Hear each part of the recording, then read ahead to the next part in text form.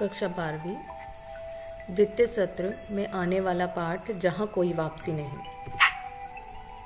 ये निर्मल वर्मा के द्वारा लिखा गया है, जो एक यात्रा वृतांत है। और ये निर्मल वर्मा के संग्रह धुंध से उठती धुंध से लिया गया है। पाठ के कुछ प्रमुख बिंदु जान लेते हैं। यहाँ पे जो है विस्थापन के बाद होने वाली जो समस्याएं हैं उसको दर्शाया गया है। ठीक है, तो यहाँ पे क्या है, एक सिंगरौली गांव के बारे में बताया गया है। ठीक है, जो अपने आप में पूर्ण तरीके से संपन्न है। ठीक है, यहाँ पे कोई किसी चीज़ की मतलब अगर हम यहाँ के आज के विकास के आधार पे अगर देखेंगे तो ये बिल्कुल अलग है। ये गांव है, यहाँ पे बहुत अच्छी फसल उगती है, लोग अपने आप में यहाँ पे बहुत खुशी से रहते हैं, हरियाली बहुत ज़्यादा है।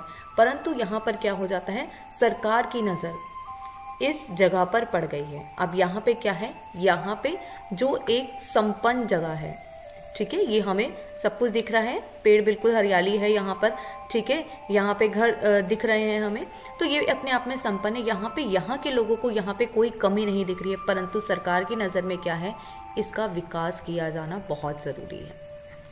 तो यहाँ पे सरकार क्या करती है, एक प्रोजेक्ट स्थापित करना चाहती है। यहाँ पे जो है इन खेतों को, इन घरों को, यहाँ से सब चीज़ें हटाने के बाद यहाँ पे एक नया प्रोजेक्ट बनाना चाहते हैं। यहाँ पे उद्योग धंधों को लाना चाहते हैं, यहाँ पे नए घर बनाना चाहते हैं। तो इस तरीके के विकास के लिए क्या होता है कि हम ऐसी जगहों को जो अपने आप में पूर्ण रूप से संपन्न है, यहाँ पे हरियाली है, इन सबको जो है हम प्राकृतिक नुकसान पहुँचाते हैं, इन सबको उजाड़ देते हैं और विकास के नाम पे हम क्या करते हैं, प्रकृति का नाश कर देते हैं।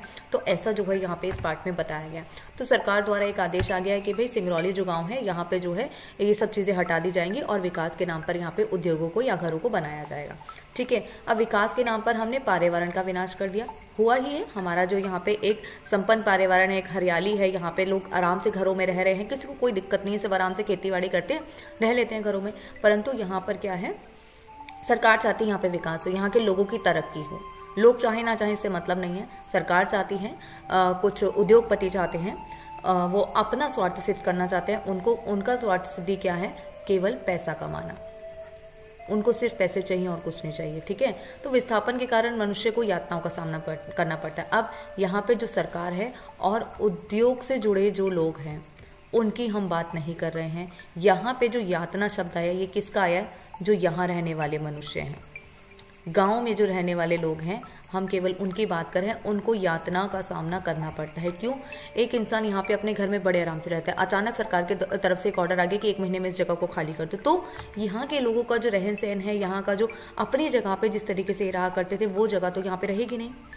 तो इस तरह का जो है इनको यातना अर्थात परेशानियों का सामना करना पड़ता है, उन्हें दुखों का जो है सामना करना पड़ता है। वो अपना घर बार छोड़ के, अपना सामान उठा के कहीं और जाएंगे। अब कहीं और जाके बसने में कितना समय लगता है, यहाँ पे वो बचपन से रहे हैं, शुरू से रहे हैं, उनको पता है कि यहाँ पे कौन से खेत खलिहान में हमको क्या काम करना है, हमको अपने घरों में कैसे रहना है। सब लोग आसपास के गाँव हैं, सब एक दूसरे को जानते हैं, पहचानते हैं। नई जगह जाओगे तो कैसे अपने जीवन को जो है एक नई शुरुआत आपको करनी पड़ेगी, और वो बहुत ज़्यादा एक कठिन कार्य है। तो यहाँ पे इसलिए जो है विस्थापन के कारण अर्थात सरकार द्वारा कह दिया गया कि आपको एक जगह को खाली करना है, एक स्थान से दूसरे स्थान पे जाके अब आपको रहना पड़ेगा। तो यही मनुष्य की यातना है। हमने प्रकृति को भी नुकसान पहुंचाया, साथ में मनुष्य को भी नुकसान पहुंचाया। अब इसका कारण बताया गया, अंधाधुंध विकास से पर्यावरण पर प्रभाव पड़ा, अर्थात पर्यावरण पर भी प्रभाव पड़ा। क्यों, क्योंकि भाई अब यहाँ पे एक अच्छे खासे हरियाली थी, पेड़ थे, तो हमने क्या किया, उसको काट दिया। अब उन पेड़ों को काट के हम कहीं और जगह लगाएंगे, या हम नहीं लगाएंगे, हम उन पे लकड़ियों का प्रयोग कर लेंगे। ठीक है, तो ये इससे हमने क्या किया, हमने प्रकृति को भी जो है बहुत ज़्यादा नुकसान पहुंचाया। क्यों, क्योंकि हम अंधाधुंध विकास करना चाहते हैं। हमें बिल्डिंगें बनानी है, हमें घर बनाने हैं, हमें उद्योग धंधों को बनाना है। ठीक है, हमें तरक्की करनी है। तो इसके लिए हमें ये सारे के सारे कार्य करने पड़ेंगे, और इसके लिए हमने ना तो मनुष्य के भावों के बारे में सोचा, ना हमने हरियाली के बारे में सोचा। ठीक है, तो प्रकृति का हमने बहुत ज़्यादा यहाँ पे प्राकृतिक सौंदर्य को भी नष्ट कर दिया। प्राकृतिक सौंदर्य को नष्ट कर दिया, देखो एक तो उजड़ी हुई जगह है। ठीक है, तो वहाँ पे अगर आप विकास करते हो तो किसी को कोई फर्क नहीं पड़ता, किसी के रहन सहन पे कोई फर्क नहीं पड़ता। परंतु एक जो अपने आप में जगह बिल्कुल संपन्न है, हमको उसको नष्ट करने का क्या कोई तुक बनता है, नहीं बनता। परंतु हम विकास चाहते हैं, हमको तो विकास चाहिए ही चाहिए, हमें लोगों की तरक्की चाहिए। तो इसके लिए हमने क्या किया, हमने हरियाली वाली जगह को चुना। क्यों, क्योंकि यहाँ से जो है जो उद्योगपति हैं वो पैसा कमा सकते हैं यहाँ से। यहाँ पे लोग हरियाली देखने आ सकते हैं, दूर दराज से लोग रह सकते हैं, यहाँ पे पैसा लगा सकते हैं। तो इस नज़रिए को देखा गया और सरकार की और इन उद्योगपतियों की जो है मिली भगत के कारण जो है ऐसा भी हुआ है कि प्राकृतिक सौंदर्य को हमने नष्ट कर दिया, उसकी कोई अहमियत को नहीं समझा और वहाँ पे हमने विकास के नाम पे जो प्रकृति थी उसको हमने नष्ट कर दिया। अब प्रकृति के नष्ट होने के कारण क्या होता है, जो परिवेश है अर्थात यहाँ का जो एनवायरनमेंट है, जो परिवेश है, यहाँ के जो मनुष्य का रहन सहन है, वो सब हमने नष्ट कर दिया। दूसरी आती है संस्कृति।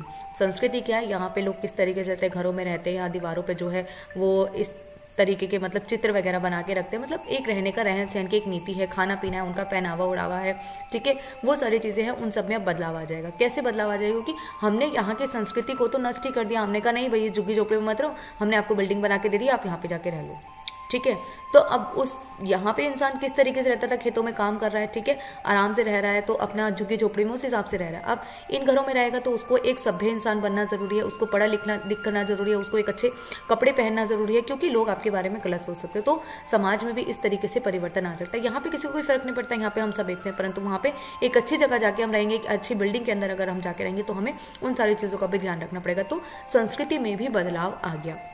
हालांकि कुछ हद तक ये बदलाव अच्छे भी हैं, परंतु किसी चीज़ का नुकसान करने के बाद कोई बदलाव अगर किया जा रहा है जो अच्छी खासी है तो वो बदलाव कोई मायने नहीं रह जाता।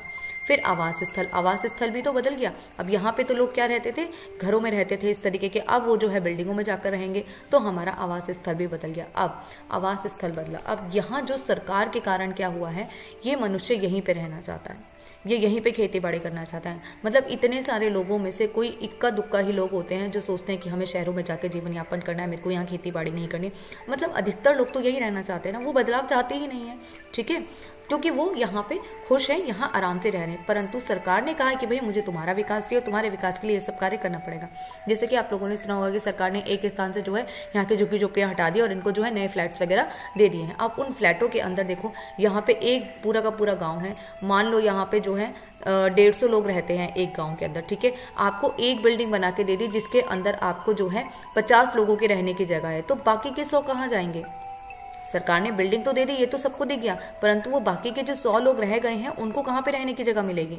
तो इस सारी समस्याओं का सामना करना पड़ता है मनुष्य को, जो यहाँ पे इस तरीके की जो है विस्थापन से जो है वो प्रताड़ित होते हैं। फिर वो लोग क्या करते हैं, वो भी यहाँ पे रह नहीं सकते, कहाँ एक छोटे छोटे से डिब्बे जैसे कमरे, और कहाँ वो इतने बड़े खेतों के बीच में रहते हैं, बड़े जो है घरों में रहते हैं, बाहर उनको खुला आंगन वगैरह मिल जाता है। इन घरों में कहाँ ये सब चीज़ें मिल सकती है, तो वो उनके लिए इस तरीके के जीवन को अपनाना बहुत एक कठिन कार्य होता है। तो ये लोग क्या करते हैं, उस जगह को, यहाँ जो फ्लैट दिए गए हैं इसको किराए पर चढ़ा देंगे और फिर बाहर जाके वहीं पर कहीं और झुग्गी वगैरह डाल के कहीं और अपने आप को रख लेंगे।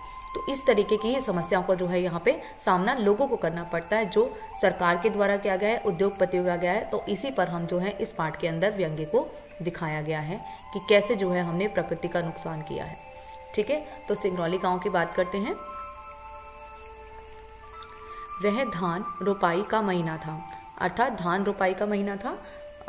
पौधे वगैरह लगाने का जो महीना होता है ना, उस समय की बात करें कि रोपाई करने का समय चल रहा था कि आपको बीज बोना था, ठीक है। जुलाई का अंत, जब बारिश के बाद खेतों में पानी जमा हो जाता है, अर्थात बारिश के बाद खेतों में पानी जमा हो जाता है, ठीक है। मतलब यहाँ पे देखो कितनी ज़्यादा बारिश आती है कि बारिश के कारण जो है खेतों में पानी ही जमा हो चुका है, मतलब निकासी नहीं है, वहाँ पे पानी को निकाला नहीं जा सकता, तो पानी जो है खेतों के अंदर जो है रह जाता है।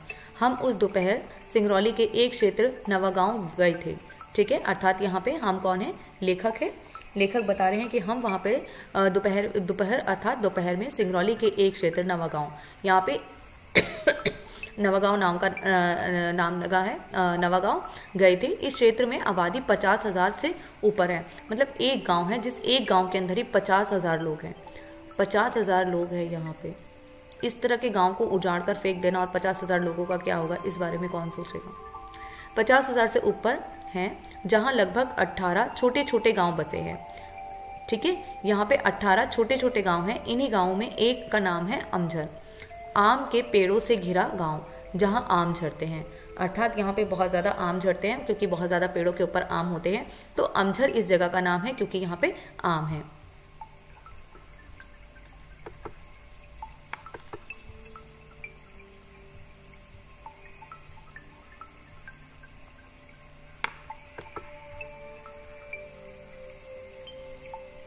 बहुत ज़्यादा आम होने के कारण ही हो सकता है यहाँ पे इस गांव का नाम अमझर पड़ा हो, ठीक है। किंतु पिछले 2-3 वर्षों से पेड़ों पर सूनापन है। अब 2-3 वर्षों से पेड़ों पे सूनापन क्यों आ गया भाई? यहाँ तो हरियाली थी और पेड़ों पे जो है आम लटके नजर आते थे, परंतु अब क्या हो गया, 1-2 वर्षों से क्यों यहाँ पे सूनापन छा गया? ना कोई फसल पकता है, ना कोई फल पकता है, ना कुछ नीचे झड़ता है। अब पहले तो यहाँ पे कहा गया कि भाई यहाँ पे आम झड़ते हैं क्योंकि आम की फसली यहाँ पे सबसे ज़्यादा उगती है, आम के पेड़ बहुत ज़्यादा है, तो आम जो है झड़ते रहते हैं यहाँ पे। परंतु अब तो कोई फल ही नहीं है यहाँ पे और ना ही कोई झड़ रहा है। जब फल उगेगा ही नहीं, पेड़ के ऊपर आएगा ही नहीं, तो फिर वो झड़ेगा कैसे? कारण पूछने पर पता चला कि जब से सरकारी घोषणा हुई है, अर्थात कारण है इस बात का, क्या कारण है कि सरकार की तरफ से एक घोषणा हुई थी। क्या हुई थी कि अमरौली प्रोजेक्ट के अंतर्गत नवागांव के अनेक गांव उजाड़ दिए जाएंगे। अर्थात अभी बताया गया ये एक नवागांव जगह है जिसके अंदर 18 छोटे गांव हैं। अभी तक इनको ये नहीं पता कि इन 18 गांवों में से कौन से गांवों को जो है काटा जाएगा या उनको खत्म कर दिया जाएगा और वहां पे प्रोजेक्ट शुरू किया जाएगा। तो नवागांव जो है, पूरे का पूरा जो इलाका है, वहां पे से अनेक गांव उजाड़ दिए जाएंगे। अर्थात अभी हमें पता नहीं इन 18 में से कितने गाँव का जो है नंबर आ गया है। तब से ना जाने कैसी आम के पेड़ सूखने लगे। आदमी उजड़ेगा तो पेड़ जीवित रहकर क्या करेगा? बहुत अच्छा वाक्य यहाँ पे लिखा गया है। तब से मतलब अब देखो कि यहाँ पे ये हमें पता चल गया कि सरकार की तरफ से घोषणा हो गई है कि जो नवा गांव के जो छोटे छोटे 18 गांव है ना, उनमें से कुछ गांवों को हटाकर यहाँ पे जो है प्रोजेक्ट शुरू किया जाएगा। अब उस 18 गांव में से कौन कौन से गांव आएंगे ये नहीं पता, पर यहाँ पे जो है ये जो घोषणा हुई है इसने सभी को परेशानी में डाल दिया। अब मनुष्य तो परेशान हुआ ही हुआ, साथ ही साथ प्रकृति भी परेशान हो गई। अब प्रकृति जब परेशान हुई है तो क्या हो गया है, यहाँ पे प्रकृति जो है प्रकृति को भी पता चल गया कहीं ना कहीं, तो इसलिए यहाँ पे जो है पेड़ों के अंदर जो है सूखापन शुरू हो गया और इसलिए यहाँ पे पिछले 2-3 वर्षों से जो है कोई भी पेड़ या कोई भी फल जो है वो उग नहीं रहा है। क्यों? क्योंकि आदमी उजड़ेगा तो पेड़ जीवित रहकर क्या करेगा? क्योंकि आदमी के लिए ही तो जरूरी है ना पेड़, फल जरूरी है हमारे लिए, लकड़ी जरूरी है, ठीक है। तो अगर आदमी ही उन चीजों का प्रयोग नहीं करेगा तो कौन करेगा? और सबसे बड़ी बात कि यहाँ पे इतनी ज्यादा आबादी वाले लोग रहते हैं, ठीक है। तो इतनी सारी आबादी जब यहाँ पर है तो वहाँ पे पेड़ों की भी ज़रूरत है, खेती बाड़ी की भी ज़रूरत है, घर की भी ज़रूरत है, वहाँ के परिवेश की जो है वो सारी की सारी वहाँ की जो ज़रूरतें हैं वो सब क्या करेगी? तो आदमी उजड़ गया, मतलब आदमी को हमने उजाड़ दिया। कैसे उजाड़ दिया? कि उसका हमने स्थान ही बदल दिया। तो ऐसे लोग जो है, पेड़ भी जो है वो सोच रहा है कि क्या मैं भी जीवित रहकर रहूँगा जब यहाँ से आदमी चल जाएंगे। क्यों? क्योंकि पेड़ों को भी कहीं ना कहीं उन्हीं आदमियों से लगाव होता है, ठीक है, जो वहाँ पे आसपास रहते हैं। उसे पेड़ को पता है कि मेरे को रोज़ जो है यहाँ पे आकर जो है, पौधे को पता होता है कि मेरे को जो है ये आदमी आके पानी देगा। तो कहीं ना कहीं ये कुछ साइंटिफिक कुछ रीज़न भी दिए गए हैं। जैसे आपने सुना होगा कि जो है अगर एक पेड़ के एक पौधे के साथ अगर हम जो है रोज़ उसके साथ उदासी गाने अगर हम सुनेंगे, सेंटी सॉन्ग्स अगर उसके साथ लगाए जाएंगे तो वो पेड़ जो है खिलता कम है, ठीक है, वो उदासी लगता है, हमें मुरझाया हुआ सा रहता है। परंतु जिसके साथ हमने अच्छे गानों के साथ जो है उस पौधे को जो है उगाया गया होगा तो वो हमेशा खिला और संपन्न रहता था। तो ऐसे ही यहाँ पे बताया गया कि अगर आदमी खत्म तो पेड़ भी जीवित रहकर क्या करेंगे, इसलिए बताया गया है। मतलब एक तरीके से एक दुख को यहाँ पे व्यक्त किया कि केवल आदमी यहाँ परेशान है, यहाँ पे जो है प्रकृति भी परेशान है, यहाँ पे पेड़ भी परेशान है, वो भी जो है उदास हो चुके हैं क्योंकि उन्हें अब यहाँ से हटा दिया जाएगा और यहाँ पे उनके जो जानने वाले जो व्यक्ति हैं यहाँ से वो चले जाएंगे। अब यहाँ पे आता है टिहरी गढ़वाल जगह का नाम है। मैं पेड़ों को बचाने के लिए आदमी के संघर्ष की कहानी सुनी थी। अर्थात पेड़ों को बचाने के लिए ऐसे हमने, मैं केवल एक ही स्थान का नाम नहीं दूंगी, काफ़ी सारी ऐसी कहानियां हैं यहाँ पे जो हमने सुनी है कि पेड़ों के बचाव के लिए मनुष्यों ने कितने प्रयास किए हैं। क्योंकि किसी भी तरीके के प्रोजेक्ट को शुरू करने के लिए पेड़ों को काट देना एक हरियाली वाले स्थान से, तो वहाँ पे जो लोग रहते हैं उनको बहुत ज़्यादा परेशानियों का सामना करना, तो वो पेड़ों को बचाना चाहते हैं। तो और हमारे जीवन के लिए पेड़ों का होना वैसे भी बहुत ज़रूरी है। तो आदमियों के संघर्ष की बहुत सारी कहानियाँ तो सुनी थी, किंतु मनुष्य के विस्थापन के विरोध में पेड़ भी एक साथ मिलकर एक मुख सत्याग्रह कर सकते हैं। इसका विचित्र अनुभव सिर्फ सिंगरौली में हुआ। अर्थात देखो, हमें पता है, हमने ऐसी बहुत सारी कहानियाँ सुनी कि आदमी जो है संघर्ष कर रहा है। आदमी संघर्ष कर रहा है किसके लिए? पेड़ों को बचाने के लिए। परंतु यहाँ पे विस्थापन का विरोध, अर्थात हम क्या कर रहे हैं, एक स्थान से दूसरे स्थान पर जाने से लोगों को मतलब जाना, पर यहाँ पे विरोध कर रहे हैं। अर्थात पेड़ भी जो हैं मिलकर मनुष्यों के साथ विरोध कर रहे हैं कि उन्हें जो है यहाँ से विस्थापित नहीं किया जाना चाहिए। तो ऐसा जो सत्याग्रह है, एक जो ये विरोध चल रहा है, ये यहाँ पे सिंगरौल में ही देखा गया कि जहाँ पे पेड़ भी मनुष्यों का साथ दे रहे हैं, लोगों का साथ दे रहे हैं उनके विस्थापन ना होने में। मेरे लिए एक दूसरी, यहाँ पे मेरे लिए लेखक के लिए क्या है, मेरे एक दूसरी दृष्टि से भी यह अनूठा अनुभव था। एक अनोखा अनुभव ही है, क्योंकि भाई पेड़ भी उसका साथ दे रहे तो बहुत बड़ी बात है। लोग अपने गाँव में विस्थापित होकर कैसी अनाथ उन्मूलित जिंदगी बिताते हैं, यह मैंने हिंदुस्तान शहरों के बीच बसी मजदूरों की गंदी दम घुटती भयावह बस्ती और स्लम्स में कई बार देखा था। किंतु विस्थापन से पूर्व वे कैसे परिवेश में रहते होंगे, किस तरह की जिंदगी बिताते होंगे, इसका दृश्य अपने स्वच्छ पवित्र खुलेपन में पहली बार अमजर गांव में देखने को मिला। पहली बार लेखक ने ऐसा देखा। देखो, लेखक ने ऐसी बस्तियां देखी हैं, ठीक है, कैसी, क्योंकि हमें शहरों में ऐसी बस्तियां दिख जाती हैं। गांव का माहौल बहुत अलग होता है, खुली जगह है, लोग आराम से रहते हैं, खुली हवा मिलती है, ठीक है, अच्छा खासा अपना कामकाज कर रहे हैं। शहरी लोगों से ज़्यादा वो जो है श्रम करते हैं, ठीक है। तो इस तरीके की ज़िंदगी तो यहाँ पे लेखक ने बताया कि मैंने देखी है, परंतु किस शहरों में जो बस्तियाँ हैं वो कैसी हैं, वो भयावह बस्तियाँ हैं, भयानक बस्तियाँ हैं, और दम घुटता है वहाँ पे। मतलब एक से दूसरे कमरे में आप जा रहे हो और दूसरे की झुग्गी शुरू हो जाती है, मतलब पता ही नहीं चलता क्या है। डिब्बी नुमा वहाँ पे जो है घर बने हुए हैं। जैसे आपने मुंबई की बस्तियों के बारे में अगर सुना हो या पिक्चरों में कहीं देखा हो, तो उस दृश्य को आप ध्यान कर सकते हो कि वो बहुत भयावह है, ठीक है। बहुत छोटे छोटे से घर, डिब्बी जैसे घर से बने हुए हैं। उन झुग्गी झोपड़ियों में जो है इन लोगों को जो है भेज दिया जाता है। अब ऐसे खुले इलाके में रहने वाला व्यक्ति अगर झुग्गी शहरी जैसी भयावह बस्तियों में अगर जाके रहेगा तो कैसे रह पाएगा वो, उसके लिए तो वहाँ पे जीवन यापन करना बहुत मुश्किल। तो इसी चीज़ की तरफ जो है, इसी बात की तरफ जो है लेखक ध्यान दिलाना चाहते हैं कि हमने शहरों में देखा है इस तरीके की बस्तियों को कि कैसे लोगों का जो है दम घुटता है वहाँ पे, पर ये पहली बार मतलब अब वो जो है शहर के अंदर देख रहे हैं कि कैसे जो है हरियाली में रहने वाला व्यक्ति कैसे उन झुग्गियों की तरफ पहुँच जाता है। क्यों? क्योंकि सरकार क्या लालच देती है, उद्योगपति क्या लालच देते हैं, अरे भाई आप गांव में रहते हो और आपको जो है हम शहर में स्थान दे देते हैं, आप वहाँ पे जाके रहिए, आपको एक अच्छा स्थान मिल जाएगा, ठीक है। तो बहुत छोटी सी जगह में, मतलब इतनी सारी जगह इन लोगों से लेने के बाद बहुत छोटी सी जगह में उनको मजबूर कर दिया जाता है रहने के लिए, क्योंकि वो कुछ कर नहीं सकते उसके आगे, ठीक है। वो वापस अपने स्थान पर नहीं लौट सकते। क्यों? क्योंकि उन्होंने तो वो जगह बेच दी या उनसे छीन ली गई, जो भी आप समझ सकते हो। पर यहाँ पे उनको जो है शहर में छोटी सी जगह थी, अब छोटी सी जगह में इतने सारे लोगों का रहना तो वैसे ही मुश्किल हो गया। तो अलग अलग झुग्गी झोपड़ियाँ अगर बस्तियाँ वो लोग बसाते हैं तो वो इसी तरीके की बस्ती हैं।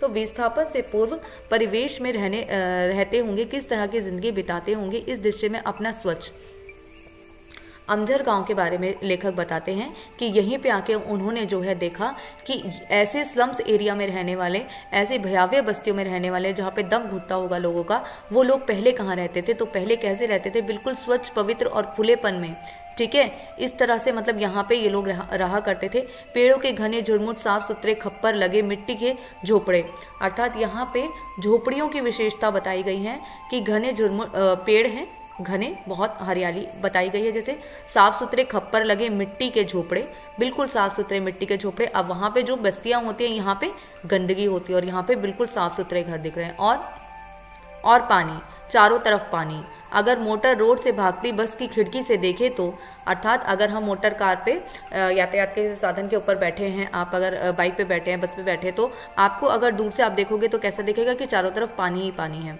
ठीक है। तो लगेगा कि समूची जमीन एक झील है, एक अंतहीन सरोवर जिसमें पेड़, झोपड़े आदि, ढेर डांगर आदि। देखो, अगर आप उस मोटर के ऊपर बैठ के अगर देखते तो अंतहीन सरोवर, ऐसा आपको सरोवर दिखाई देता है जिसका कोई अंत नहीं है, जिसमें पेड़ हैं, आपको पेड़ दिख रहे हैं, झोपड़ी दिख रही है दूर दूर तक, और वो कहाँ दिख रहे हैं? सरोवर के अंदर ही, पानी के अंदर ही दिख रहे हैं। आदमी दिखेंगे आपको, ढोर डांगर दिखेंगे, अर्थात पशु पक्षी जो होते हैं, पशु जानवर जो होते हैं वो दिखेंगे, सब पानी में है। आधा पानी आधा ऊपर तिरते दिखाई देते हैं, मानो किसी बाढ़ में सब कुछ डूब गया हो, पानी में धंस गया हो। देखो, अब दूर से जब हमें दिख रहा है तो कैसा लग रहा है कि यहाँ पे बाढ़ आई होगी और बाढ़ के अंदर जो है सब कुछ समा गया, सब कुछ जो है डूब गया, परंतु ऐसा है नहीं। ये सिर्फ देखने का एक नजरिया बताया कि अगर हम दूर से ऐसे गाड़ी के अंदर चलते हुए अगर उसको देखेंगे तो हमें ऐसा लगेगा कि सारी चीजें जो है वो उसके अंदर डूबी, परंतु वो उसके अंदर डूबी हुई नहीं है। अर्थात यहाँ पे जो है सरोवर या पानी की मात्रा जो है इस स्थान पर बहुत अधिक है। यहाँ पे आगे यहाँ की औरतों के बारे में बताया गया है कि किंतु यह भ्रम है, यह बाढ़ नहीं, पानी में डूबा हुआ धान के खेत हैं। अगर हम थोड़ी सी हिम्मत बटोरकर गांव के भीतर चलें, अर्थात लेखक बताते हैं कि अगर थोड़ी सी हिम्मत बटोरकर अर्थात वो ऐसे ही बोला गया, कोई इसमें कोई वहाँ पे कोई डरावनी कोई चीज़ नहीं है जिसको हम ना देख सकें, ऐसा कुछ नहीं है, बस उनके कहने का एक तरीका है। ठीक है, तो जब भीतर गांव के अंदर चले तब उन्होंने क्या पाया कि वहाँ पे जो है औरतें दिखाई देती हैं जो एक पांत में झुकी हुई हैं, अर्थात एक पंक्ति में झुकी हुई हैं, जैसे कि आप देख सकते हो यहाँ पे ये 2 औरतें जो है लाइनों में झुकी हुई हैं। ठीक है, और धान के पौधे छप छप पानी में रोप रही हैं, अर्थात धान के पौधे जो हैं वो पानी के अंदर लगा रही हैं। अब ये जो औरतें हैं वो सुंदर हैं, सुडौल हैं, धूप में चमकती काली टांगे और सिर पर चटाई के कश्तीनुमा हैट, जो फोटो या फिल्मों में देखे हुए वियतनामी या चीनी औरतों की याद दिलाती है। अर्थात ये जो औरतें हैं ये बहुत ज़्यादा सुंदर हैं, बिल्कुल सुडौल हैं, हुष्ट पुष्ट हैं और जो है चमकती हैं उनकी टांगे, और सिरों पर उन्होंने जो है एक कश्तीनुमा अर्थात एक नाव के समान जो है एक हैट पहनी हुई है। ठीक है, और ये औरतें जो हैं हमें किसके समान लग रही हैं? चाइनीज़ औरतों की याद दिलाती है, अर्थात उन्हीं के समान हमें लग रही है। अब लेखक बताते हैं कि ज़रा सी आहट पाते ही वे एक साथ सिर उठाकर चौंकी हुई निगाहों से हमें देखती हैं। अर्थात जैसे ही लेखक वहाँ पे पहुंचे और सब अपने कामों में, सारी औरतें जो हैं बिल्कुल मग्न थी, अपने काम में लगी हुई थी, और जैसे ही लेखक की वहाँ पे आहट होती है तो वैसे ही क्या होता है, सबने एक साथ जो है सिर उठाकर देखा कि अचानक यहाँ पे कौन आ गया, क्योंकि सबको पता होता है कि यहाँ पे हम इतने ही लोग हैं और हम इतना ही कार्य यहाँ पे जो है कर रहे हैं, तो सभी जो है चौंक कर जो है उनकी तरफ देखने लगते हैं, बिल्कुल उन युवा हिरनियों की तरह जिन्हें मैंने एक बार, अर्थात लेखक ने यहाँ पे उन्हें युवा हिरनियों के समान बताया है, उन औरतों को युवा हिरनियों अर्थात हिरन की बात कर रहे हैं यहाँ, कि जिन्हें मैंने एक बार कान्हा के वनस्थल में देखा था। अर्थात हिरन होता है वो हल्की सी आहट से डर जाता है और वो भागने लगता है। तो यहाँ पे लेखक बताते हैं कि यहाँ पे भी इतनी सारी औरतों को मैंने उन्हीं हिरनियों की तरह देखा था जो ऐसे इस बार जो है जैसे चौंक गई हूँ, घबरा गई हूँ। ठीक है, किंतु वे डरती नहीं, भागती नहीं, सिर्फ विस्मय से मुस्कुराती हैं। अर्थात हिरनियाँ जो थी वो तो डर के मारे भाग जाती हैं ना, परंतु ये औरतें भागी नहीं, इन्होंने सिर्फ चौंक के उनको देखा और विस्मय से मुस्कुराई और फिर सिर झुकाकर अपने अपने काम में डूब जाती हैं। अर्थात अपने काम में उनका ध्यान है, उन्होंने देखा विस्मय से अर्थात चौंक कर, और फिर उसके बाद जो है अपने अपने कामों में लग गई। यह समूचा दृश्य इतना साफ और सजीव, इतना साफ सुथरा और सजीव मतलब जिंदा, अपनी स्वच्छ मांसलता से इतना संपूर्ण और शाश्वत की एक क्षण के लिए विश्वास नहीं होता कि आने वाले वर्षों में सब कुछ मटिया मैल हो जाएगा। अर्थात लेखक बता रहे हैं कि सारी चीज़ में इतनी सजीवता है, इतना जीवन है यहाँ पे, यहाँ के लोगों में इतनी जो है स्वच्छता है, लोगों के मन साफ हैं, तो यहाँ पे लोग और प्रकृति दोनों के बारे में यहाँ लेखक बताते हैं। तो इतना सब कुछ है यहाँ पे और लेखक को विश्वास नहीं हो रहा कि ये जो चीज़ है ये शाश्वत है, अर्थात सदैव रहना चाहिए इन जगहों को ऐसे, परंतु क्या हो जाएगा, एक दिन ये सब कुछ मटिया मैल हो जाएगा, अर्थात नष्ट हो जाएगा, मिट्टी में मिल जाएगा। तो ये जो सदा रहने वाली चीज़ें हैं ये अभी कुछ ही वर्षों में सब कुछ खत्म हो जाएगा, क्योंकि सरकार द्वारा यहाँ पे एक नया प्रोजेक्ट जो है शुरू करने जा रहा है। झोपड़े, खेत, ढोर, आम के पेड़ सब एक गंदी आधुनिक औद्योगिक कॉलोनी देखो यहाँ पे क्या बनने वाला है, एक औद्योगिक कॉलोनी। ठीक है, कि ईंटों के कूटती दिखाई देंगी। अर्थात ये जो औरतें हमें यहाँ पे इस चित्र में दिख रही हैं ये क्या कर रही हैं, ये रोपाई कर रही हैं। ठीक है, अब ये रोपाई कर रही हैं, अब ये औरतें कल क्या करेंगी, क्योंकि ये अगर इनको यहीं पे रहना है और यहाँ खेती बाड़ी सब कुछ खत्म हो जाएगी तो ये क्या करेंगी, ईंटें तोड़ती नजर आएंगी। मतलब इस काम में ये इतने ज़्यादा अच्छे हैं, बहुत अच्छे से रोपाई कर रही हैं, खेती कर रही हैं। ठीक है, तो ये सब काम तो इनके लिए इनके हैं, इन्होंने शुरू से किए, परंतु अब आगे जाके जब उद्योग यहाँ पे स्थापित हो जाएंगे तो क्या होगा, इनको उसी तरीके की मजदूरी का काम करना पड़ेगा और सड़कों पर जो है पत्थरों की कुटाई करनी पड़ेगी। अर्थात ये जो पत्थरों की कुटाई यहाँ पे बताई गई है, अगर ये तो यहीं पर रहकर काम करते हैं तो इन्हें यहाँ पर भी यही काम करना पड़ेगा, क्योंकि यहाँ पर भी उद्योग आ गए। और अगर ये शहर में चले जाएंगे तो शहर में जाकर भी इनको इसी तरीके का ही काम करना पड़ेगा, इनको ऐसी ही मजदूरी करनी पड़ेगी, जो देखकर कहीं ना कहीं लेखक जो हैं कुछ गंभीर हो जाते हैं। और ये हंसती मुस्कुराती औरतें भोपाल, जबलपुर या बैडन की सड़कों पर पत्थर कूटती दिखाई देंगी। शायद कुछ वर्षों तक उनकी स्मृति में अपने गांव की तस्वीर एक स्वप्न की तरह धुंधलाती रहेंगी। अर्थात जब उनका विस्थापन वहाँ पे कर दिया जाएगा तो ये लोग कहाँ जाएंगे, भोपाल जाएंगे, जबलपुर जाएंगे। ठीक है, तो वहाँ की सड़कों पर जो है ये मजदूरी का काम करेंगे और कुछ वर्षों तक वहाँ पर रहने पे स्मृति अर्थात याद। ठीक है, तो इनको क्या है कि अपने गांव की जो तस्वीरें हैं उनकी याद आएगी और सपने जो है धुंधलाते से आएंगे इनको। किंतु धूल में लौटते उनके बच्चों को तो कभी, अर्थात यही जो औरतें वहां चले जाएंगी और धूल में वो जो मजदूरी वहां पे करेंगे, तो धूल में लौटते उनके बच्चों को तो मालूम भी नहीं होगा कि बहुत पहले उनके पुरखों का गांव था जहां आम चला करते थे। अर्थात उन बच्चों को, जो नए शिशु होंगे, उनको नहीं पता होगा कि वो जो है एक इतनी अच्छी जगह से थे जहां पर जो है आम झड़ा करते थे, और अब वहां पे वो जो है विस्थापन की स्थिति में आ जाएंगे। वो एक स्थान से दूसरे स्थान पे जाते रहेंगे मजदूरी के कारण, अपने जीविकोपार्जन के कारण। ये लोग आधुनिक भारत के नए शरणार्थी हैं। आधुनिक भारत के नए शरणार्थी, अर्थात पुराने समय में भी शरणार्थी रहे हैं, पर ये आधुनिक भारत के शरणार्थी हैं। आधुनिक भारत के, अर्थात लेखक ने शरणार्थी बोला है, आधुनिक भारत बोला है, तो सीधा हम कह सकते हैं यहाँ पे लेखक ने व्यंग्य शैली का प्रयोग किया है। क्यों किया है? क्योंकि भाई पुराने समय में विस्थापन, शरणार्थी, इस तरीके के शब्दों का हम किसी जो है प्राकृतिक आपदा के लिए या किसी अन्य देश के द्वारा प्रताड़ित किए गए लोगों को हमारे देश ने स्थान दिया, वो शरणार्थी कहलाते हैं। परंतु यहाँ पे हमारे ही देश के अंदर ही हमारे ही देश के लोगों को हमने शरणार्थी बना दिया। क्यों? क्योंकि हम आधुनिकीकरण चाहते हैं, हम विकास चाहते हैं।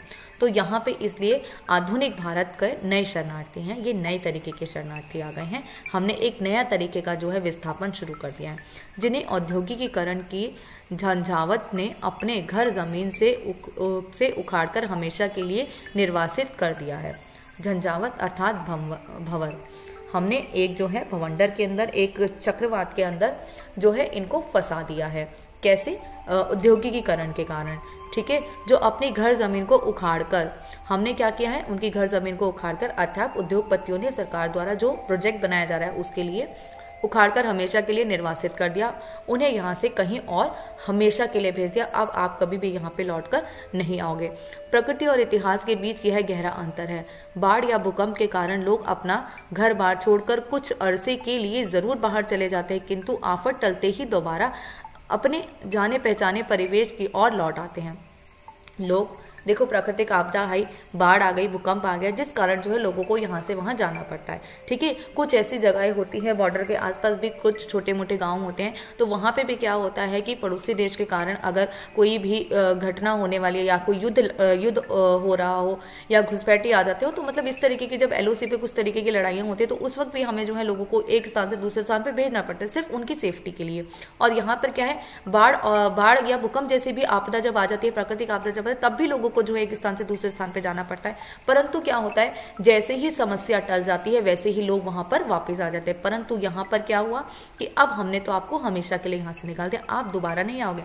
चाहे प्राकृतिक आपदा आए, चाहे बाढ़ आए, चाहे जो है आतंकवादी आ जाए, चाहे कुछ भी आ जाए, आपको यहाँ पे वापस नहीं आना है। अब आप हमेशा के लिए यहाँ से निकाल दिए गए हो, आपको हमेशा के लिए यहाँ से निर्वासित कर दिया गया है।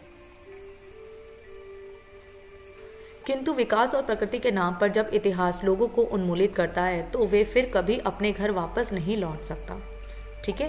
विकास और प्रगति, तो विकास और प्रगति के बारे में देखो, यहाँ पे एक चीज थी कि हमारे ऊपर एक प्राकृतिक आपदा आई, पर हम वापस जो है आपदा के लौटते ही हम लौट आते हैं, वापस लौट आते हैं, ठीक है। परंतु विकास और प्रगति के कारण जो भी ये आपदा इन लोगों के ऊपर आई है, इसके नाम पर जो है जब भी लोगों को निकाला गया है, ठीक है, उनको उन्मूलित किया गया है, तो उनको जो है वापस वहां पर वापस नहीं लाया जाता। क्यों नहीं लाया जाता? क्योंकि भाई अब आपने तो ये हमेशा के लिए छोड़ा। मतलब प्राकृतिक आपदा एक बहुत छोटी सी चीज बताई गई है, ठीक है। इसके आगे की विकास और प्रगति का मतलब विकास और प्रगति जो है वो सबसे बड़ा भवंडर है, वो सबसे बड़ी समस्या है इन जैसे लोगों के लिए जो प्रकृति से जुड़े रहते हैं। उन लोगों के लिए प्राकृतिक आपदा कोई प्राकृतिक आपदा नहीं है, उनके लिए आपदा क्या है, विकास और प्रकृति उनके लिए आपदा है। उनके लिए समस्या क्या है, विकास और प्रकृति उनकी समस्या है। उनकी समस्या बाढ़ और भूकंप नहीं है। बाढ़ और भूकंप से तो वो कुछ समय के बाद लौट सकते हैं, परंतु प्राकृतिक जो प्रगति और विकास के कारण जो समस्याएं उत्पन्न होती हैं, इनके लिए इनको यहाँ से निकाल दिया जाता है। इसके कारण वो जो है फिर कभी भी जो है अपने घर वापस नहीं लौट आते। तो यहाँ पे इसलिए पाठ का नाम लिखा गया है जहाँ पे कोई वापसी नहीं, क्योंकि अब आप प्रगति और विकास के कारण यहाँ से निकाले जा रहे हो, इसलिए आप कभी भी लौटकर अपने स्थान पर नहीं आ सकते, चाहे कुछ भी हो। आधुनिक औद्योगिकरण की आंधी में सिर्फ मनुष्य ही नहीं उखड़ता, बल्कि उसका परिवेश, आवास स्थल भी हमेशा के लिए नष्ट हो जाता है। अर्थात मनुष्य यहाँ से चला गया, उसके घर, झोपड़ी, खेत, खलिहान सब कुछ नष्ट हो गए, क्योंकि वो हमने उस जगह को उद्योगपतियों के हवाले कर दिया, या उन्होंने हमसे ले ली, या वो सरकार की ही जगह थी, जो भी था। तो यहाँ पे जिस तरीके के लोग रहते थे उनका परिवेश भी खत्म, आवास स्थल भी खत्म, और हमेशा के लिए ये सब चीज़ें जो है वो नष्ट हो जाएगी। दोबारा यहाँ पे हमें सब कुछ वैसा नहीं मिल सकता। अगर मान लो आप यहाँ से विकास और प्रगति के कारण आपको यहाँ से निकाल दिया गया, आपका विस्थापन कर दिया गया, परंतु कुछ वर्षों बाद अगर आप वापस यहाँ पे लौटोगे तो आपको वैसा ही परिवेश, वैसा ही आवास स्थल यहाँ पे नहीं मिलेगा। इसके अंदर बहुत ज़्यादा परिवर्तन आ चुके होंगे, तो भी आप इसको कहेंगे कि जहाँ कोई वापसी नहीं, यहाँ पर आप दोबारा आपको वैसा ही पुराना वातावरण नहीं मिल सकता। और हाँ, ये सत्य भी है, विकास के कारण, चाहे विकास शहरों का हो चाहे गाँव का हो, कैसा भी विकास है, एक ही दिन के अंदर, एक ही रात के अंदर जो है एक नई बिल्डिंग खड़ी हो जाती है। तो आप परिवेश और पहचान कर ही नहीं सकते हो। तो परिवेश में परिवर्तन आता रहता है, रहन सहन में परिवर्तन आता रहता है। तो एक बार अगर आप कहीं से निकल गए हो, दोबारा आके आप सोचो कि आप वैसा ही जीवन व्यतीत कर लो, तो ऐसा नहीं हो सकता। एक भरे पूरे ग्रामीण अंचल को कितनी नासमझी और निर्ममता से उजाड़ा जा सकता है। सिंगरौली इसका ज्वलंत उदाहरण है। अर्थात ग्रामीण आंचल को ये जो ग्रामीण आंचल है, अर्थात इतने अच्छे से जो बसा हुआ यहाँ पे ये जो जगह है, उसको बड़ी ही नासमझी से, मतलब कोई समझदारी वाला काम नहीं है कि एक हरियाली से भरी गांव को जो है आपने बिल्कुल उखाड़ दिया, उस स्थान को जो है बिल्कुल ही नष्ट कर दिया, और वहाँ पे इतनी सारी आबादी के लोग थे, आपने उसे वहाँ से हटा दिया और क्या किया, उजाड़ दिया। सिंगरौल इसका ज्वलंत उदाहरण है। अर्थात सिंगरौली ही इसका एक जीता जागता उदाहरण है हमारे पास कि सिंगरौली में वहाँ पे हरियाली भी थी और जनसंख्या का स्तर भी ज़्यादा था, पर हमने ना तो हरियाली के बारे में सोचा, ना ही जनसंख्या के बारे में सोचा, और हमने सब कुछ उखाड़ फेंक दिया। अगर यह इलाका उजड़ा रेगिस्तान होता, देखो बहुत अच्छा उदाहरण है कि अगर ये स्थान उजड़ा रेगिस्तान होता, मतलब रेगिस्तान के अंदर हरियाली होती है, नहीं होती ना, तो वहाँ पे आप उद्योग लगाते तो कोई परेशानी थोड़ी ना होती, ये अच्छी बात होती। तो शायद इतना शोभ शताब्दियों नहीं होता, अर्थात इतना ज़्यादा शोभ नहीं होता, इतना ज़्यादा हम लोगों को दुख नहीं होता। क्यों? क्योंकि ऐसी जगह को जो है विकास की आवश्यकता है, ना कि हरियाली से भरे हुए स्थान को खत्म कर देना। शताब्दियों से किंतु सिंगरौली की भूमि इतनी उर्वरा और जंगल इतने समृद्ध हैं कि उनके सहारे शताब्दियों से हजारों वनवासी और किसान अपना भरण पोषण करते आए हैं। अर्थात यहाँ पे विकास की आवश्यकता ही नहीं थी। क्यों नहीं थी? क्योंकि यहाँ पे जो है अच्छा खासा यहाँ पे उर्वरा, यहाँ की जो ज़मीन है वो बहुत ज़्यादा उपजाऊ है, तो आप किसी भी फल सब्जी को जो है वहाँ पे बहुत अच्छे से उगा सकते हो। उसकी मतलब भूमि ही उपजाऊ है, तो आपको वहाँ पे जो है खाने पीने की कोई कमी तो हो ही नहीं सकती। ठीक है, जंगल इतने ज़्यादा समृद्ध है, मतलब इतने ज़्यादा समृद्ध है कि वहाँ पे किसी चीज़ की कोई कमी नहीं है, कोई सूखापन नहीं है, वहाँ पे हरियाली ही हरियाली है। तो ऐसी जगह को आपको जो है क्यों नष्ट करना था? और यहाँ पे देखो शताब्दियों से, मतलब कितने ही सालों से, हजारों वर्षों से वनवासी हैं, किसान हैं, अपना भरण पोषण कर तो रहे हैं, क्यों उनके जीवन को जो है हमने इतना दुर्लभ बना दिया?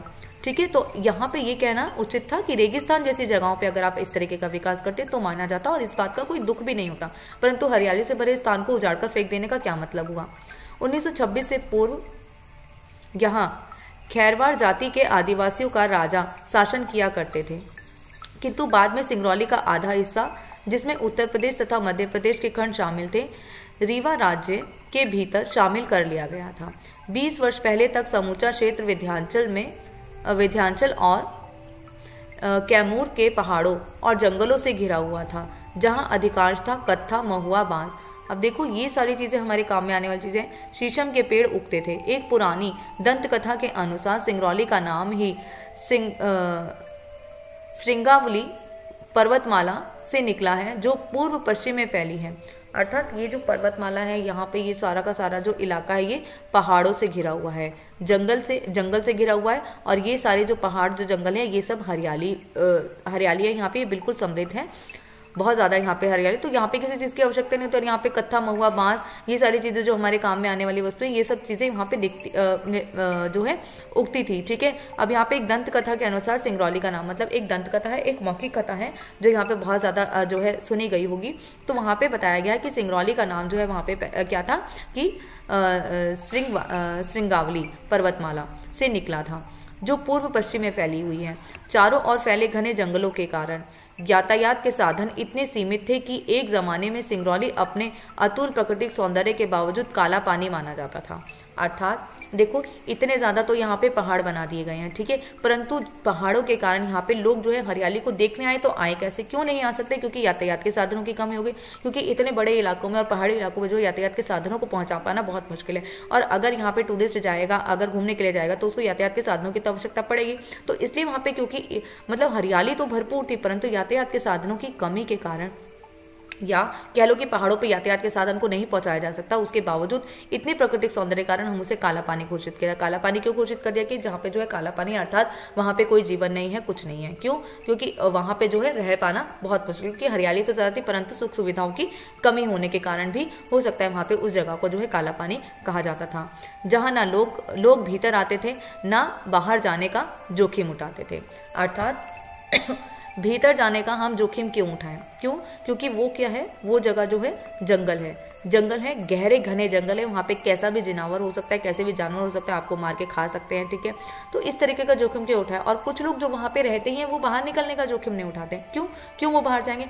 उनको भी तो जानवरों से भी डर हो सकता है, या उनको बाहरी जो जनजीवन है उनसे उनको खतरा हो सकता है, या वो उस जनजीवन में जाना नहीं चाहते। तो दोनों ही लोग जो है इस तरीके का भीतर ना तो कोई वहाँ पे आना चाहता है, ना कोई वहाँ से जाना चाहता है।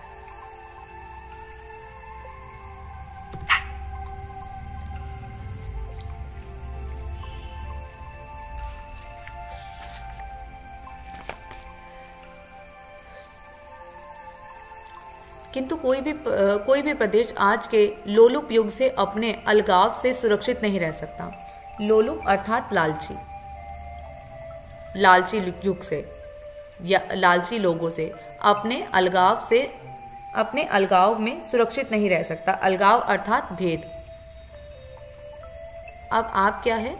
लालची हो आप, ठीक है। लालची कौन दिखाया गया है यहाँ पे? विकास के कारण सरकार भी लालची है कि जो है विकास होगा, ठीक है। दूसरा उद्योगपति तो है ही, दोनों ने मिलकर जो है बहुत अच्छा कार्य कर दिया यहाँ पे, ठीक है। सब कुछ नष्ट ही कर दो। कभी कभी किसी इलाके की संपदा ही उसके लिए अभिशाप बन जाती है। अब यहाँ पे सिंगरौल इसका बहुत अच्छा उदाहरण है कि संपदा यहाँ पे जो है सब कुछ बहुत अच्छा है और यही कारण इसका अभिशाप बन गया। क्यों? क्योंकि यहाँ पे जो हरियाली है उसके कारण हम क्या करेंगे, इस जगह को टूरिस्ट स्पॉट बना सकते हैं, ठीक है। गाँव को ख़त्म कर देंगे, बड़े बड़े वहाँ पे जो है ऐसी जगहों को वहाँ पे हम स्थापित कर देंगे कि लोग जो है वहाँ पर घूमने के लिए आया करें, ठीक है। या अच्छे अच्छे घर बना दिए गए। पहाड़ी इलाकों में कई बार जो है कुछ लोग जो है जगह लेकर छोड़ देते हैं और वहाँ पे छुट्टियों के दिनों में जाके रहने लगते हैं। तो वो क्या हो गया, एक पैसे का जो है पैसा कमाने का एक उनका तरीका हो गया, ठीक है। अपना ही स्वार्थ सिद्ध करें। तो यहाँ की खूबसूरती के कारण ही तो लोग यहाँ पे जगह लेंगे, यहाँ पे इन्वेस्ट करेंगे। तो इसलिए जो है ये सब हुआ कि यहाँ की हरियाली के कारण यहाँ की संपदा ही इसका अभिशाप बन गई और यहाँ की हरियाली को नष्ट कर वहाँ पे जो है प्रोजेक्ट को शुरू कर दिया गया। दिल्ली के सत्ताधारियों और उद्योगपतियों की आंखों में सिंगरौली की अपार खनिज संपदा छिपी नहीं रही, अर्थात खनिज संपदा। अभी तो देखो मैं हरियाली की ही बात करें, अब यहाँ पे जो खेती हो रही है उसके बारे में बताई गई है कि दिल्ली के सत्ताधारी जो बैठे हैं दिल्ली में और जो उद्योगपति उनकी आंखों में सिंगरौली जो है वो अपार खनिज संपदा है। मतलब यहाँ पे खेती बाड़ी इतनी जाता है, यहाँ पे आके आप पैसा लगा दो, बिजनेस कर लो यहाँ पे जगह ले लो, खेती बाड़ी कर लो और वहाँ पे जाके उस सामान को बेचो। तो आपको किसी भी तरीके से जो आप कोई भी कार्य करो आपको प्रॉफिट बहुत ज़्यादा होगा, ठीक है। तो इसलिए जो है यहाँ पे लोगों ने जो है इस तरफ जो है बढ़ना शुरू कर दिया। विस्थापन की लहर रिहद बांध बनने से आई थी, अर्थात विस्थापन की लहर पहली बार जो यहाँ पे जो हुआ था, पहली लहर भी हमने देखी थी कि रिहद बांध जो है रिहद बांध का नाम है एक, वहाँ पे जब बांध बनाया गया था तब विस्थापन हुआ था, जिसके कारण हजारों गांव उजाड़ दिए गए। और हजारों गांव पहले भी यहाँ पे उजाड़ दिए गए थे, ठीक है, पर वो केवल किस लिए था, केवल एक बांध बनाने के कारण ऐसा हुआ था। इन्हीं नई योजनाओं के अंतर्गत सेंट्रल कोल फील्ड और national super thermal power corporation का निर्माण हुआ। चारों तरफ पक्की सड़कें और पुल बनाए गए। सिंगरौली जो अब अपने सौंदर्य के कारण बैकुंठ और अपने अकेलेपन के कारण काला पानी माना जाता था, अब प्रकृति के मानचित्र पर राष्ट्रीय गौरव के साथ प्रतिष्ठित हुआ। अर्थात पहले हम उसे काला पानी कहते थे, ठीक है, क्यों, वहाँ कोई आता जाता नहीं था, जो जहाँ है वो वहीं रहेगा, और बैकुंठ कहा जाता था अपने सौंदर्य के कारण, ठीक है, स्वर्ग जैसा उस स्थान को कहा जाता था। परंतु अब क्या हुआ, जैसे ही यहाँ पे जो है दिल्ली के सत्ताधारियों की, सरकार की, उद्योगपतियों की नज़र यहाँ पे पड़ी, तो यहाँ पे क्या हुआ कि उसको राष्ट्रीय गौरव के साथ जो है प्रतिष्ठित किया गया, उसको एक राष्ट्रीय गौरव माना गया।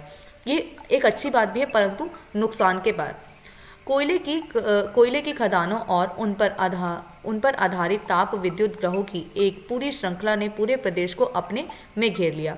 अर्थात खदानों की और उन पर आधारित विद्युत ग्रहों की, अर्थात बिजली बनाने के लिए जो है बांधों का जो उपयोग किया जाता है, तो इस तरीके के जो कार्य किए गए हैं बिजली के लिए, तो वो तारे और वो बांधे वगैरह सारी जो चीज़ें कहीं ना कहीं प्रकृति को हमने ख़त्म करके जो है वहाँ पे इन सब चीज़ों को जो है पूरे प्रदेश में फैला दिया। जहाँ बाहर का आदमी फटकता ना था, वहाँ केंद्रीय और राज्य सरकारों के अफसरों और इंजीनियरों के विशेषज्ञों की कतार लग गई थी। अर्थात पहले भी हमने देखा कि यहाँ पे जो बांध वगैरह बनाए गए थे, तो क्या हुआ कि यहाँ पे इंजीनियर आते थे जो है, और अफसर आया करते थे, ठीक है, सरकारी अफसर आया करते थे और सिर्फ इंजीनियर आया करते थे, और इन्हीं लोगों की जो है वहाँ पे आना जाना हुआ करता था। बाकी आम लोग जो पहले भी किसी भी तरीके से इधर उधर घूम लिया करते थे, अब वो लोग वहाँ पे आया जाया नहीं करते, क्योंकि वो जगह सरकार के अंडर हो चुकी है और वहाँ पे जो है कुछ और कार्य ही चल रहा है, तो वहाँ पे आम लोग नहीं जा सकते। जिस तरह जमीन पर पड़े शिकार को देखकर आकाश में गिद्धों की चीलों के झुंड मंडराते हैं, वैसे ही सिंगरौली की घाटी और जंगलों पर ठेकेदार, वन अधिकारियों और सरकारी कारिंदों का आक्रमण शुरू हो गया। ठीक है, जैसे ही एक शिकार को देखने के बाद ऊपर जो गिद्ध और चीले मंडराने लगते हैं ना, वैसे ही क्या होता है, सिंगरौली के ऊपर भी जो है इस तरीके के ठेकेदार, वन अधिकारी और सरकारी कारिंदों का आक्रमण, मतलब इन लोगों को हमने गिद्ध और चीलों के समान बताया है कि सिंगरौली को जो है नोच कर खा जाना चाहते हैं ये लोग, सरकारी कारिंदे, वन अधिकारी और ठेकेदार। सबके मिलीभगत से क्या हुआ, सिंगरौली शहर जो है वो अपना सौंदर्य धीरे धीरे करके खोता जा रहा था। विकास का यह उजला पहलू अपने कितने व्यापक पैमाने पर विनाश का अंधेरा लेकर आया था। हम उनका छोटा सा जायजा लेने दिल्ली के स्थित लोकनायक संस्थान की ओर से सिंगरौली गए थे।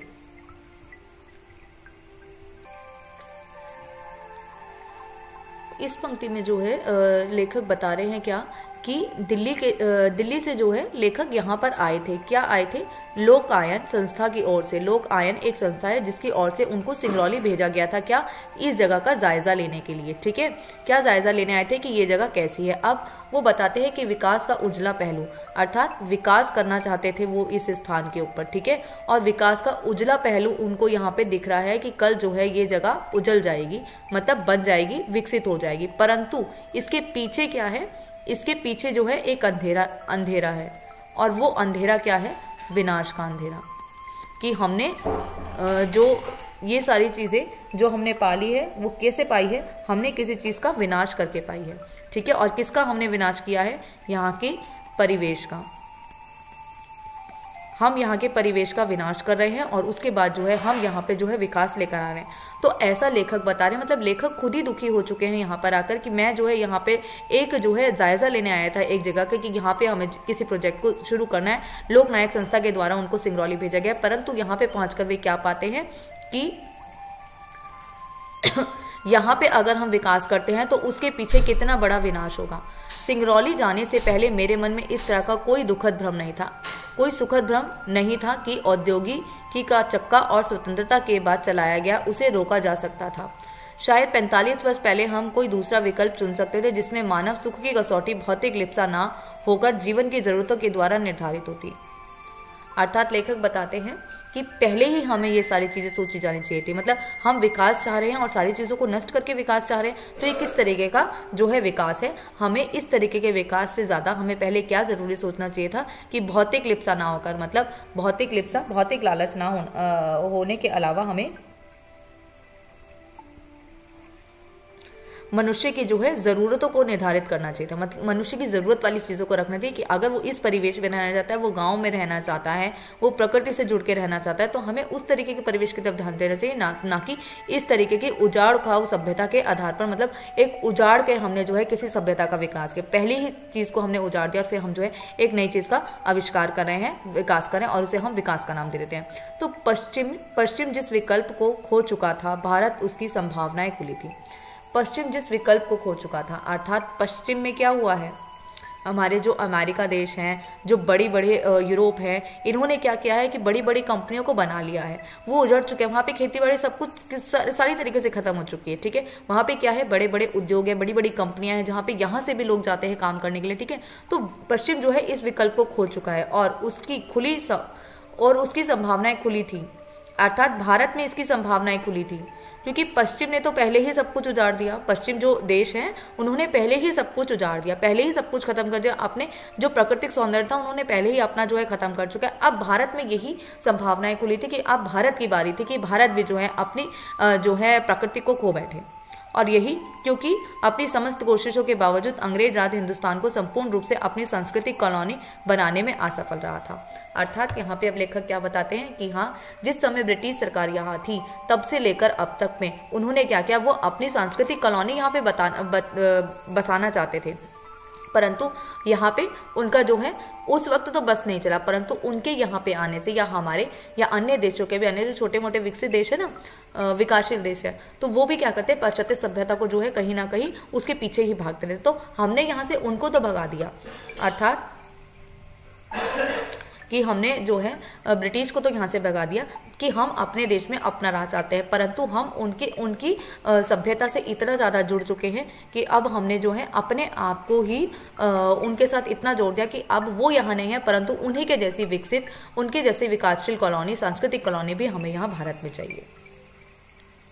भारत की प्रकृति विरासत यूरोप की तरह म्यूजियम और संग्रहालयों में जमा नहीं थी, ठीक है। अब भारत की संस्कृति, वहाँ की जो संस्कृति है, यूरोप की संस्कृति क्या है, म्यूजियम में हमें रखी नजर आती है। अब क्यों म्यूजियम और संग्रहालयों में नजर आती है, क्योंकि वहाँ कुछ बचा ही नहीं है पुराने जैसा, पुरानी संस्कृति वो सब कुछ खत्म करती है, तो अब वो केवल म्यूजियमों में समाहित है। परंतु भारत की जो विरासत है वो अभी भी जीवित थी, वो अभी भी जीवित है, हमने कहीं ना कहीं उसको बचा रखा है, परंतु जिस तरीके के हमारे कार्य हैं विकास को लेकर, उस तरीके से वो भी कुछ ज़्यादा समय तक जो है जीवित नहीं रह पाएगी। वो संस्कृति भी हमें कल को जो है संग्रहालयों में ही दिखती नजर आएगी, अगर इसी तरीके का विकास और नष्ट होता रहा तो संग्रहालयों में जमा थी। वह उन रिश्तों से ही जीवित थी जो आदमी उसकी धरती, उसके जंगलों, नदियों, एक शब्द में कहें तो उसके समूचे परिवेश से जोड़ते थे। अतीत का समूचा मिथक संसार पोथियों में नहीं, इन रिश्तों की अदृश्य लिपि में मौजूद रहता है। यूरोप में पर्यावरण का प्रश्न मनुष्य और भूगोल के बीच संतुलन बनाए रखने का है। भारत में यही प्रश्न मनुष्य और संस्कृति के बीच पारंपरिक संबंध बनाए रखने का हो जाता है।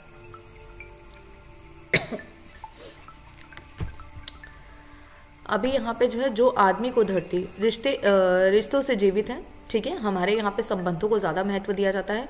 जो आदमी को उसकी धरती, जंगलों, नदियों, एक शब्द में कहें तो उसके समूचे परिवेश के साथ जोड़ते थे, ठीक है। अर्थात भारत की बात करें या अन्य किसी भी देश की बात करें, यहाँ पे जो जंगल है, हमारी नदियाँ है, वो क्या करती है, समूचे परिवेश को एक दूसरे से जोड़ती है। हम आसपास रहते हैं, अपने आसपास, नदी के आसपास से एक से दूसरा घर बनेगा, क्यों, क्योंकि पानी भी जरूरत है ना लोगों की, ठीक है। तो इसके आसपास लोग रहने लगते हैं, एक दूसरे को जाने लगते हैं, एक रिश्ता सा बन जाता है। अब क्या हुआ कि यहाँ पे जो है, अब हमने उन रिश्तों को तो त्याग दिया है और एक नई सभ्यता का विकास कर दिया, जहाँ पे लोगों को एक दूसरे से मतलब ही नहीं है और लोग जो है कामकाज के अंदर ही व्यर्थ रहते हैं। अतीत का समूचा मिथक संसार, मिथक अर्थात बिल्कुल ही झूठा, ठीक है, मिथक अर्थात झूठा, संसार पोथियों में नहीं है, अर्थात पोथियों, किताबों के अंदर नहीं मिलता हमें, पुस्तकों के अंदर नहीं, इन रिश्तों की अदृश्य लिपि में मौजूद था।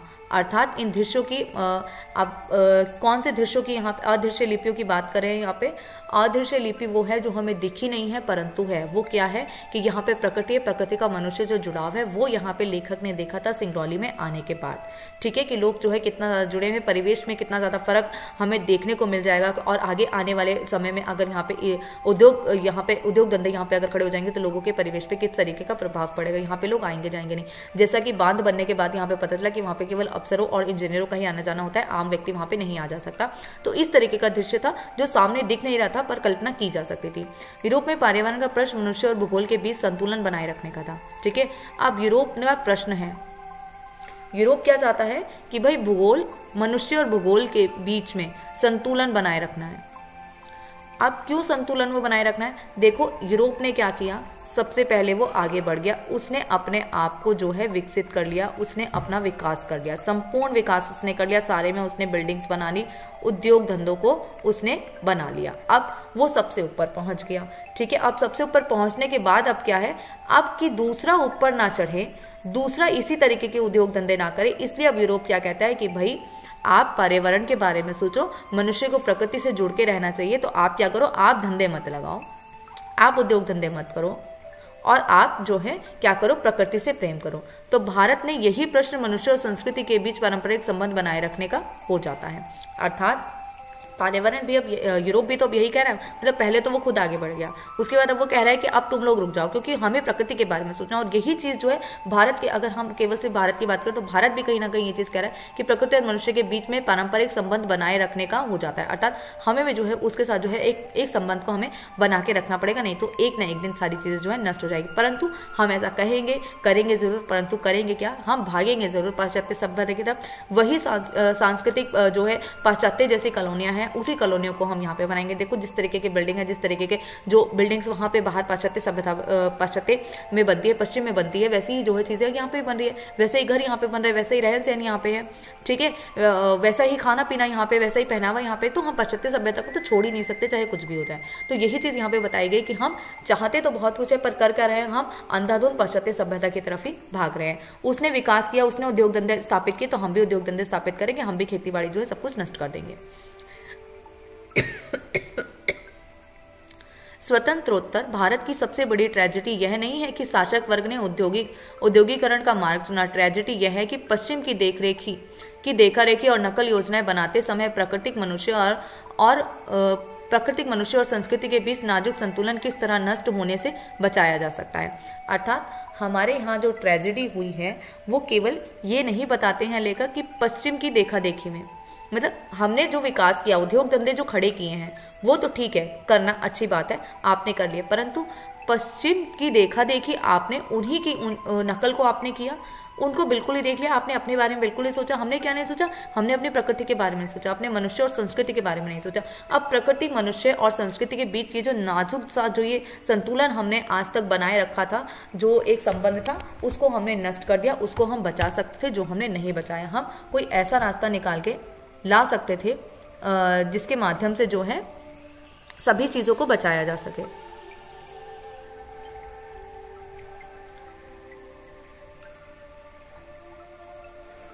इस और हमारे पश्चिम शिक्षित सत्ताधारियों का ध्यान कभी नहीं गया। हमारे पश्चिमी शिक्षित सत्ताधारियों, अब पश्चिमी शिक्षित, एक और व्यंग्य पश्चिमी सभ्यता के ऊपर आ गया कि पश्चिमी शिक्षित, भाई हमारे जो इंजीनियर है बाहर से पढ़ लिख कर आ जाते हैं और देश में आके कहते हैं कि वहाँ तो ऐसा विकास हुआ था, हम भी यहाँ पे ऐसा ही विकास करेंगे। तो और हम क्या करते हैं बेटा, यहाँ से पढ़ के जाने वाले को वहाँ पे इतना कुछ नहीं मिलता। यहाँ पे किताबी कीड़ा बना के आपको भेज दिया जाता है, बाहर जाकर नौकरी करो, चलो ठीक है भाई, अच्छी खासी नौकरी आपने कर भी ली, पर वहाँ से पढ़ा हुआ कोई वापस अपने देश में आ जाएगा तो बहुत ज़्यादा एक ऊंची पदवी वाला व्यक्ति वो माना जाता है, बहुत ज़्यादा शिक्षित माना जाता है, बहुत ज़्यादा ज्ञानी माना जाता है। भाई यहाँ पे चाहे आपने PhD भी कर लोगे तो आपको कोई कुछ नहीं मानेगा। क्यों? क्योंकि आप बाहर नहीं गए ना। आपको पाश्चात्य जाना चाहिए था, पश्चिम में जाना चाहिए था। आपको पश्चिम में जाके कहीं नौकरी कराते 4-5-6 साल, वहाँ पे आके फिर आप वापस आके यहाँ पे आप नौकरी करते तो देखते आपको भगवान मान लिया जाता है, क्योंकि आप पश्चिम से आए हो। ठीक है, तो पश्चिमी शिक्षित, पश्चिम से शिक्षा ग्रहण करे हुए या वहाँ पे काम कर आए हुए जो सत्ताधारियों का ध्यान कभी भी इस ओर नहीं गया, किस ओर नहीं गया कि प्रकृति, मनुष्य और संस्कृति के बीच जो हमारा जो संतुलन है, जो हमारा रिश्ता है, हमें उसको खराब नहीं करना चाहिए। और हमने जो है अंधाधुंध उन्हीं चीज़ों को अपना लिया और उसके कारण हमने क्या किया, अपने ही आप को नष्ट कर लिया या अपनी प्रकृति को नष्ट कर लिया। हम बिना पश्चिम को मॉडल बनाए अपनी शर्तों और मर्यादाओं के आधार पर औद्योगिक विकास का भारतीय स्वरूप निर्धारित कर सकते हैं। कभी इसका ख्याल हमें शासकों को आया हो, ऐसा नहीं जान पड़ता। अर्थात लेखक यहाँ पे सीधी बात करते हैं, सीधा व्यंग्य शैली में उन्होंने सीधा वार किया है इन लोगों के ऊपर जो सत्ताधारी हमारे यहाँ पे बैठे हैं कि औद्योगिक विकास का भारतीय स्वरूप निर्धारित कर सकते थे। वो एक ऐसा मॉडल बना सकते थे जिसके अंदर हम प्रकृति को, मनुष्य की भावनाओं को और संस्कृति को, परिवेश को, यहाँ पे सब चीज़ों को बचा सकते थे। ऐसा मॉडल आप खुद भी तो बना सकते थे। किसने कहा था कि पूरा का पूरा उनको ही उठा के ले आओ यहाँ पे और उसी को पूरा का पूरा कॉपी कर लो? तो अपनी शर्तों और मर्यादाओं के आधार पर औद्योगिक विकास भारतीय स्वरूप निर्धारित किया जा सकता था। मतलब ऐसा किया जा सकता था। ऐसा नहीं है कि यहाँ पे बुद्धिजीवी लोगों की कमी, यहाँ पे जो है लोगों की दिमाग में कमी होगी कि वो जो है कुछ सोच नहीं सकते। वो सब कुछ सोच सकते। जब बाहर से आप सीख कर आ सकते हो उनकी चीज़ें, तो क्या यहाँ पे नहीं कर सकते? आप यहाँ पे भी कर सकते थे। तो ऐसा जो है लोगों ने सोचा ही नहीं, कभी इनके मन में ऐसा, शासकों के अंदर ऐसा ख्याल ही नहीं आया, बस उठाया और कॉपी कर लिया, काम खत्म। और इसीलिए यहाँ पे जो है ये जो सभ्यता है, हमारा जो परिवेश है, ये उजड़ता जा रहा है, हमारी प्रकृति जो है उजड़ती जा रही है।